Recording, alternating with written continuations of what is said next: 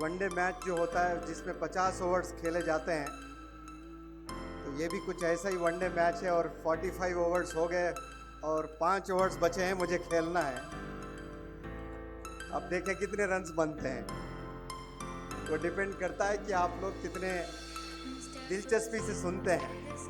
Research कहता है कि इंसान 7 मिनट से ज़्यादा एक चीज़ पर फोकस नहीं कर सकता। कितने मिनट? 7 मिनट। आप दिल से भी चाहें कोई भी चीज़ देख रहे हो, सुन रहे हो, कर रहे हो, वो आप सिर्फ 7 मिनट ही कर सकते हैं। 7 मिनट के बाद आपके ख्यालात डाइवर्ट हो जाएंगे, अलग अलग चीज़ों पर आप सोचने लगेंगे।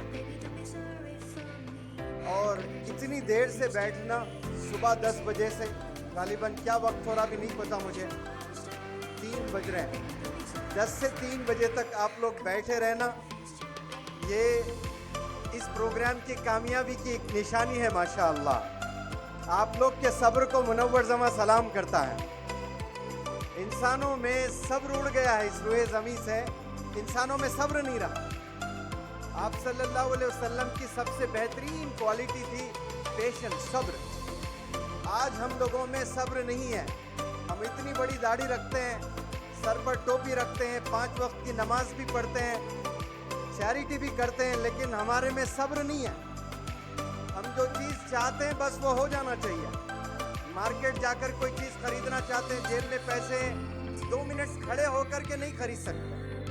हम पहले बाजार जाते, बचपन में कोई चीज़ खरीदना होता, शॉपकीपर हमें 10 मिनट खड़ा करता तो पूरे 10 मिनट खड़े रहते थे। आज हमारे पास 1 सेकंड का भी टाइम नहीं है। दरअसल टाइम नहीं, सब्र हम में नहीं है। तो आप लोग सब्र से यहाँ पर बैठे हैं, मैं सलाम करता हूँ आपके सब्र को।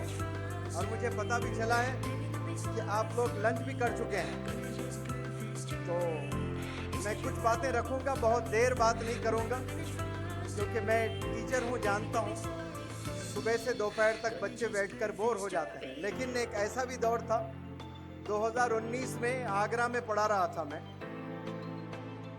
ताज होटल 5 स्टार होटल में। 19 स्टेट से बच्चे बच्चियाँ सब आकर पढ़ाई कर रहे थे। उस दिन सुबह 8 बजे से मैंने पढ़ाना शुरू किया, रात के 8 बजे तक पढ़ाया करता था। एक दिन कहा बच्चों से मैंने कि आज मेरा मूड बहुत अच्छा है, खूब पढ़ाना चाहता हूँ, क्या डिनर करके आप फिर से क्लास में बैठेंगे? तो सब बच्चों ने कहा कि हाँ सर, क्यों नहीं, आप जब पढ़ाना चाहते हैं तो हम बिल्कुल पढ़ना चाहते हैं। तो मैंने सोचा कि 1-2 घंटे पढ़ा लेता हूँ। 9 बजे डिनर करके आए, सोचा 9 से 11 तक पढ़ाऊँ। कसम खुदा की रात के 2 बज रहे थे, सारे बच्चे बच्चियां बैठकर लेक्चर सुन रहे थे। मैंने कहा उनसे कि अगर मैं इस क्लास को सुबह फज्र तक आगे ले जाऊं तो क्या आप बैठे रहेंगे? तो एक आवाज़ में सारे बच्चों ने कहा कि हाँ सर, हम फज्र तक बैठेंगे। ये अलग बात है कि मैंने वहीं क्लास को रोका, क्योंकि दूसरे दिन भी पढ़ाना था। आप जो अपना वक्त, अपना एनर्जी अगर तालीम की ओर लगाते हैं, कभी स्कूल में 6 घंटे बैठते हैं तो एक्स्ट्रा 4 घंटे अगर स्कूल के टीचर पढ़ाते हैं तो वालिदैन को लगता है कि बच्चों पर जुल्म किया जा रहा है, बच्चों पर प्रेशर डाला जा रहा है। लेकिन आप देखें, जवान बच्चे कितने क्रिकेट मैचेस टीवी के सामने बैठकर देखे हैं। मैंने तो ना जाने कितने hundreds and hundreds of matches सुबह 10 से शाम के 5 बजे तक। हासिल कोई बड़ी चीज हुई नहीं, लेकिन अगर आप किताबों के साथ 8-8, 10-10, 12-12 घंटे बैठेंगे इंशाअल्लाह, तो हिंदुस्तान के आप दूसरे डॉक्टर एपीजे कलाम होंगे इंशाअल्लाह। आप दूसरे मौलाना अबुल कलाम आज़ाद बनेंगे। लेकिन उसके लिए हाथों में किताबों का होना बहुत ज़रूरी है।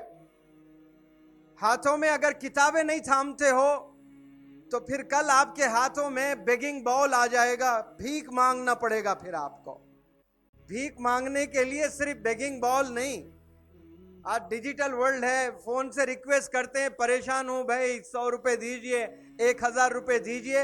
ये डिजिटल बेगिंग कहते हैं इसको। पहले जो बेगर्स होते थे वो हाथ में कटोरा लेकर जाते थे घर घर पैसे मांगने के लिए।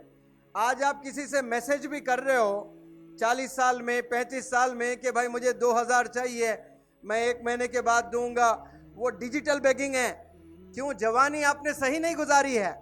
जवानी आपने किताबों में नहीं गुजारी है तो फिर कल आपको दर दर भटकते रहना पड़ेगा, लोगों से आपको मदद लेने की जरूरत पड़ती है। इसीलिए प्यारे बच्चों,